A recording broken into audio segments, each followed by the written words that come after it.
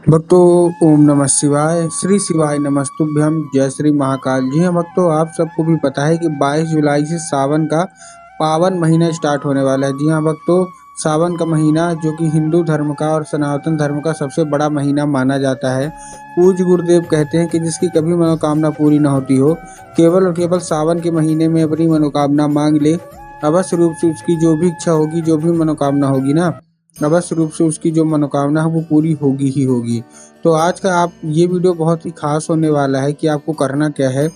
पूरा का पूरा उपाय ध्यान से सुनिएगा, अच्छे से करिएगा। अगर आपने आज का ये उपाय ध्यान से सुन के अच्छे से कर लिया तो अवश्य रूप से आपकी जो भी इच्छा है, जो भी मनोकामना है वो पूरी होनी ही होनी है और महादेव की कृपा सावन के महीने में होगी ही होगी। बस पूरा का पूरा उपाय आपको ध्यान से सुनना जरूर है, इस चीज़ का आपको ध्यान रखना है। देखिए, पूज्य गुरुदेव की जो कथा होती है ना, जैसे कि आपको पता है कि पूज्य गुरुदेव की कथा में लाखों की भीड़ आती है। कैसे भीड़ आती है? लाखों की भीड़ आती है, ठीक। और जब गुरुदेव की कथा में लाखों की भीड़ आती है तो वहाँ ज़्यादातर जो भक्त रहते हैं वो क्या करते हैं, पत्र के द्वारा अपनी मनोकामना गुरुदेव तक पहुँचाते हैं। ये आपने सबने देखा होगा, सुना होगा।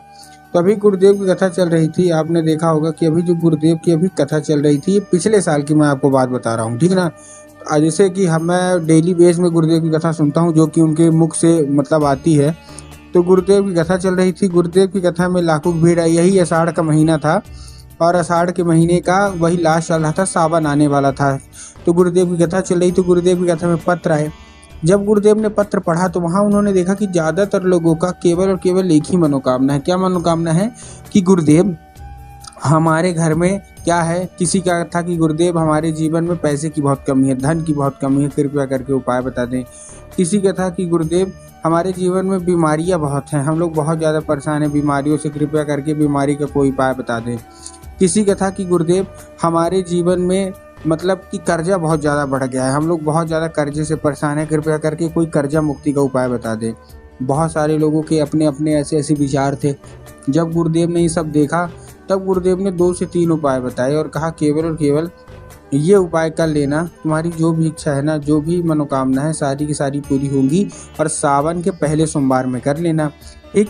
तो जब गुरुदेव ने बताया कि सावन के पहले सोमवार में कर लेना, तो लोगों ने जाके उपाय को घर में करना शुरू किया।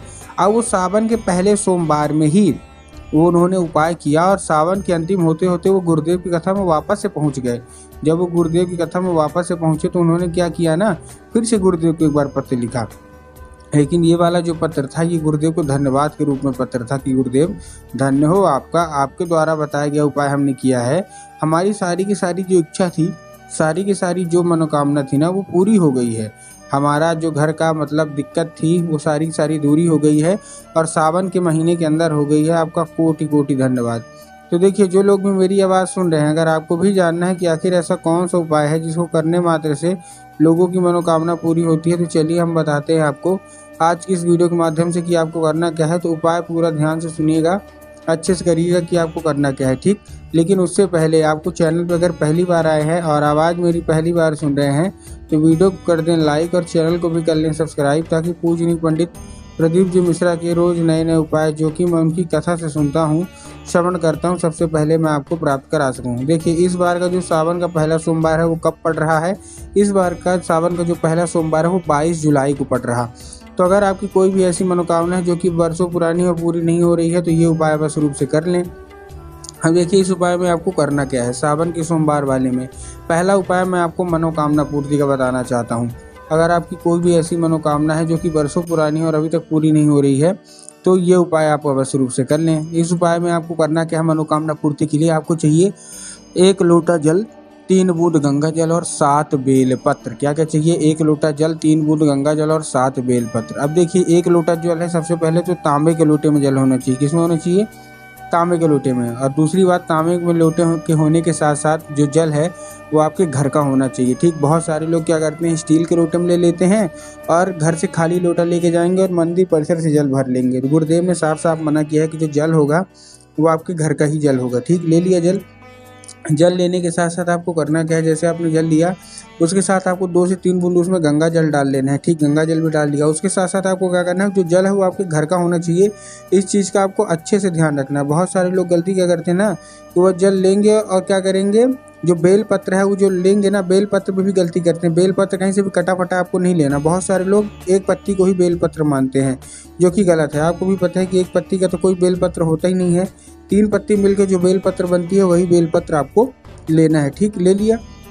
लेने के बाद आपको करना क्या है, लेने के बाद आपको पहुंच जाना है कहाँ, सीधे सीधे शिव मंदिर। और जो आपने लिया है उसको उसी में डाल दीजिएगा ना। इस चीज़ का भी आपको ध्यान रखना है कि आपको क्या करना है, उसी लोटे में जो बेल पत्र है वो डालना है। ठीक, डालने के बाद आपको करना क्या है, जैसे आपने डाल दिया, डालने के बाद आपको क्या करना है, पहुंच जाना है सीधा सीधा शिव मंदिर। अब आपके दिमाग में एक चीज़ आई होगी, ठीक है शिव मंदिर जा रहे हैं, शिव मंदिर जाके हम एक काम करेंगे, बाबा भोलेनाथ के ऊपर अर्पित कर देंगे। यही आपकी गलती है। आपको बाबा भोलेनाथ के ऊपर अर्पित नहीं करना है। आपको कहाँ अर्पित करना है, आपको अर्पित करना है नंदी के ऊपर। देखिए, नंदी का आगे का एक पैर होता है जो कि उठा हुआ होता है, तो आपको नंदी के उठे हुए पैर में आपको नंदीश्वर महादेव का, कौन से महादेव का सुंदर सा नाम है, नंदीश्वर महादेव। तो आपको नंदी के आगे पैर में नंदीश्वर महादेव का नाम लेके उन्हीं का स्मरण करके आपको चुपचाप क्या कर देना है, आपको अर्पित कर देना है। बस अर्पित कर दिया, मनोकामना मांग लिए, बस अर्पित करके मनोकामना मांग के आप चुपचाप घर आ जाइए, नंदीश्वर महादेव का नाम लेके। बस एक चीज़ का ध्यान रखिएगा कि जो बेल पत्र है वो नंदी के पैर में अर्पित नहीं होनी चाहिए। ठीक ना, इन सब चीज़ों का आपको ध्यान रखना है। ये था पहला उपाय। अब जो दूसरा उपाय है वो कौन सा है, हमारा धन प्राप्ति का। अगर आपके जीवन में धन की बहुत कमी है तो धन प्राप्ति का ये उपाय आपको अवश्य रूप से करना है। अब धन प्राप्ति का उपाय आप देखिए करेंगे कैसे।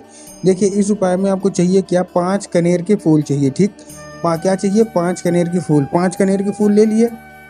5 कनेर के फूल लेने के बाद आपको करना क्या है, जैसे आपने 5 कनेर का फूल लिया, 5 कनेर के फूल के साथ साथ आप पहुँच जाइए सीधा सीधा शिव मंदिर। शिव मंदिर पहुँच गए।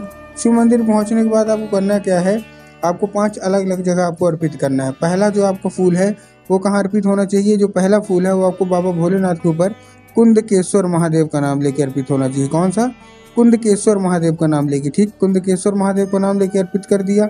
उसके बाद जो हमारा दूसरा फूल है वो आप कहाँ अर्पित होना चाहिए, वो आपको बाबा माता जो अशोक सुंदरी की जगह होती है वहाँ अर्पित करना है। अब देखिए, जिनको पता है कि माता अशोक सुंदरी की जगह कहाँ होती है उनका तो ठीक, लेकिन बहुत सारे ऐसे लोग हैं जिनको यही नहीं पता कि माता अशोक सुंदरी की जगह कहाँ होती है। तब गुरुदेव ने बताया कि जो जलाधारी है, जलाधारी के दाएं साइड मतलब राइट साइड में माता अशोक सुंदरी की जगह होती है। तो बस आपको दूसरा फूल वहाँ अर्पित कर देना है। उसके बाद जो हमारा तीसरा फूल है वो आपको कहाँ अर्पित करना है, वो आपको अर्पित करना है भगवान गणेश की जगह पे। अब जैसे ही माता अशोक सुंदरी की जगह जलाधारी के दाएं साइड में होती है, वैसे ही भगवान गणेश की जगह जलाधारी के बाएं साइड में होती है, लेफ्ट साइड में। तो आपको तीसरा फूल वहाँ अर्पित करना है। उसके बाद जो हमारा चौथा फूल है वो आपको कहाँ अर्पित करना है, वो आपको हस्तकमल, माता पार्वती का जो हस्तकमल होता है, आपको चौथा फूल वहाँ अर्पित करना है। कर दिया चौथा फूल। उसके बाद आपके पास आखिरी और लास्ट फूल बचता है, वो आपको कहाँ अर्पित करना है, वो आपको मतलब जो जलाधारी होती है वहाँ अर्पित करना है। पूज्य गुरुदेव कहते हैं कि जलाधारी में स्वयं माता सरस्वती का वास होता है और माता पार्वती का वास होता है। तो आप कर दीजिए, मनोकामना मांगिए। पूरे सावन के अंतिम तक आप देखिएगा कि आपकी मनोकामना पूरी हो गई होगी।